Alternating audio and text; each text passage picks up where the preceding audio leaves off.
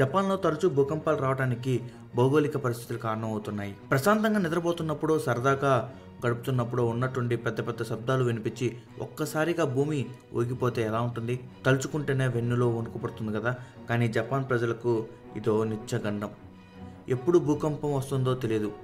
అప్పటి వరకు ప్రశాంతంగా ఉన్న సముద్రం ఒక్కసారిగా ఉప్పొంగుతుంది, తీర ప్రాంతాల్ని మింగేస్తుంది. 2011లో జరిగిన ఇదే వేలాది మంది అప్పటి భూకంప విపత్తుకి బలయ్యారు. తరచూ ఇక్కడ భూ ప్రకంపనలు నమోదవుతూనే ఉంటాయి. అందుకే ప్రాణభయంతో గడుపుతుంటారు. ప్రపంచమంతా కొత్త సంవత్సరం జోష్లో ఉన్న ఈ సమయంలోనూ జపాన్ వణిగిపోతుంది. రెక్టర్ స్కేల్పై 7.6 తీవ్రతతో భూమి కంపించింది. చాలా చోట్ల రోడ్లకు బీట్లు వారాయి, భవనాలు కూలిపోయాయి, సముద్రాలు అలలు ఎగిసిపడ్డాయి. సునామీ హెచ్చరికలు జారీ చేసింది. వేలాది ఇళ్లకు కరెంట్ సప్లై కట్ అయింది. ఇది ఇక్కడ చాలా సాధారణమైంది. ఈ క్రమంలో అసలు జపాన్లో తరచూ భూకంపాలు ఎందుకు వస్తున్నాయన్న చర్చ మరోసారి జరుగుతుంది. ఈ ప్రశ్నకు ముందుగా వినిపించే సమాధానం ఆ దేశ భౌగోళిక పరిస్థితులు. ఈ ప్రపంచంలోనే ఎక్కువ భూకంపాలు వచ్చేది పసిఫిక్ ఓషన్ ప్రాంతంలోనే. దాదాపు 80% భారీ భూకంపాలు ఇక్కడే నమోదవుతాయి. ఈ తీరంలోనే ఉన్న జపాన్లో తరచూ భూమి కంపిస్తూ ఉంటుంది. కారణం ఏమిటి? భూమి లోపల టెక్టానిక్ ప్లేట్స్ ఉంటాయి. వీటిని భూమి పలకలు అంటారు. Japan Pacific ring of fire రీజనల్లో ఉంటుంది. పెసిఫిక్ రింగ్ ఆఫ్ ఫైర్ అని చెప్పుకున్నాం కదా, అది గుర్రపు డెక్క ఆకారంలో ఉంటుంది. అంటే పెసిఫిక్ సముద్రం చుట్టూ రింగ్లా ఉంటుంది జపాన్. ఇది భూకంపాలు రావడానికి కారణమవుతున్నాయి. అగ్నిపర్వతాలు పేలడానికి చాలా అనువైన ప్రాంతం ఇక్కడ.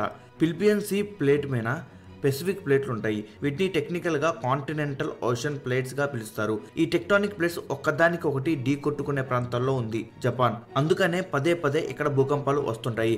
సముద్రానికి కింద లేదా దగ్గరలో భూ ప్రకంపన వస్తే అది సునామీకి దారితీస్తుంది. జపాన్లో భూకంపం వచ్చిన ప్రతిసారి సునామీ హెచ్చరిక జారీ చేయడానికి కారణం ఇదే. ఇక్కడ భూమి లోపల పలకలు ఒక్కసారిగా కదిలిపోతాయి. భూమి లోపల ఉష్ణోగ్రతలు ఒత్తిడి కారణంగా ఈ ప్లేట్స్ కదులుతూ ఉంటాయి. ఈ క్రమంలో అవి ఢీకొట్టుకుంటాయి. ఈ కదలికలు పెసిఫిక్ రింగ్ ఆఫ్ ఫైర్ ప్రాంతంలో ఎక్కువగా ఉంటాయి. సాధారణంగా భూకంప తీవ్రతను మ్యాగ్నిట్యూడ్తో కొలుస్తారు. ఈ ప్రభావాన్ని సిస్మిక్ ఇంటెన్సిటీ స్కేల్తో లెక్కేస్తారు. మిగతా దేశాల్లో ఈ ఇంటెన్సిటీ స్కేల్ 0.7 వరకు ఉంటుంది. కానీ జపాన్లో ఒక్కసారిగా ఇది 10 వరకు వెళ్ళిపోతుంది. అంటే ఆ ప్రభావం ఏ స్థాయిలో ఉంటుందో అర్థం చేసుకోవచ్చు. భూకంపం ఎక్కడ కేంద్రీకృతం అవుతుంది, అక్కడి నుంచి అది ఎంతవరకు విస్తరిస్తుంది అనే అంశాలపైన ఏ మేర ప్రభావం చూపిస్తుంది అనేది తెలుస్తుంది. జపాన్లో 2011లో 9 మ్యాగ్నిట్యూడ్తో భూకంపం వచ్చింది. అది భయంకరమైన సునామీని సృష్టించింది. 18,000 మందికి పైగా ప్రాణాలను బలి తీసుకుంది. ప్రపంచంలోనే భయంకరమైన భూకంపాల్లో ఇదొకటి. అక్కడ అప్పుడప్పుడు చిన్న చిన్న భూ ప్రకంపనలు నమోదవుతూనే ఉంటాయి. వీటికి జపాన్ వాసులు అలవాటు పడిపోయారు. భూకంపాన్ని జపాన్ని విడదీసి చూడలేం. వాటికి భయపడి బతకడం కన్నా వాటి నుంచి తప్పించుకోవడానికి ఏం చేయాలని దానిపై ఎక్కువ ఫోకస్ పెడుతున్నారు. చిన్నప్పటి నుంచి పిల్లలకు పాఠాలు చెప్తున్నారు, డ్రిల్స్ నిర్వహిస్తారు, వాళ్ళకి అవగాహన కల్పిస్తున్నారు. ఉన్నట్టుండి అలారామ్స్ మోగించి వెంటనే విద్యార్థులందరూ బెంచీల కింద దాక్కోవాలని చెప్తుంటారు. ఇలా తరచూ చేస్తూ తాము కాపాడుకునే ప్రయత్నాలు చేస్తున్నారు. అక్కడ పిల్లలు ఎంతగా అలవాటు పడిపోయారంటే కాస్త భూకంపం వచ్చిన వెంటనే సేఫ్ ప్లేస్కి వెళ్ళిపోతున్నారు. 1923లో కాంటోలో భారీ భూకంపం వచ్చింది. దీన్నే గ్రేట్ కాంటో ఎర్త్క్వేక్గా పిలుస్తారు. ఈ విపత్తు దాదాపు 1,00,000 మందిని బలి తీసుకుంది. ఆ తర్వాత 1955లో కోబీ సిటీలో నమోదైన భూకంపం కారణంగా 6,000 మంది మృతి చెందారు. 4 లక్షల మంది పైగా తీవ్రంగా గాయపడ్డారు. 1,00,000 ఇళ్లు నేలమట్టు అయ్యాయి. ఇలా తరచూ తీవ్రంగా భూకంపాలు ఆ దేశాన్ని ఉక్కిరిబిక్కిరి చేశాయి. అయితే ఈ ప్రమాదం నుంచి తప్పించుకునేందుకు జపాన్ ఓ ఆలోచన చేసింది. భూకంపాలను తట్టుకోలేలా ఇల్లు నిర్మించే టెక్నాలజీని వినియోగిస్తుంది. ఇక్కడ బిల్డింగ్లో సిస్మిక్ ఐసోలేషన్ బేరింగ్స్ వాడుతున్నారు. భూకంపం వచ్చినప్పుడు బిల్డింగు హార్జెంటల్గా కదిలేలా చేస్తారు. ఈ బేరింగ్స్ ఫలితంగా బిల్డింగ్పై ఒత్తిడి తగ్గి డ్యామేజ్ తగ్గిస్తుంది. ఈ బేరింగ్స్తో పాటు కాంక్రీట్ ఫ్రేమ్స్ని ఏర్పాటు చేస్తారు. భవనాలు కూలిపోకుండా ఇవి అడ్డుకుంటాయి. భూకంపాన్ని ముందుగా పసిగట్టి ఎర్లీ వార్నింగ్ సిస్టమ్ని ఏర్పాటు చేస్తారు.